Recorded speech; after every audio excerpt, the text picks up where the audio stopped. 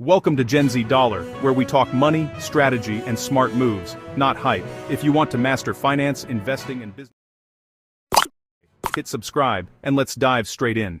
Let's be honest, the old financial playbook doesn't work anymore. You can't save your way to wealth when inflation's eating your cash faster than you can earn it. The game's changed. You need to think like an investor, not a consumer. While most people are chasing short-term flexes, the ones getting truly wealthy are stacking long-term plays.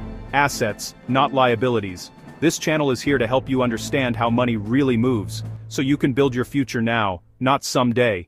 Pillar 1. Invest early, not perfectly. You don't need to wait until you know everything. Your first $100 investment teaches more than 100 YouTube videos. Consistency beats perfection, every single time. Pillar 2. Build multiple streams. Your 9-to-5 might pay the bills, but your systems build wealth. Think digital assets, side hustles, automated investing, the kind of stuff that earns even while you sleep. Pillar 3. Play long-term games. Wealth isn't built overnight.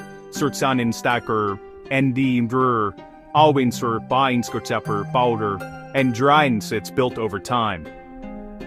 Ignore the hype.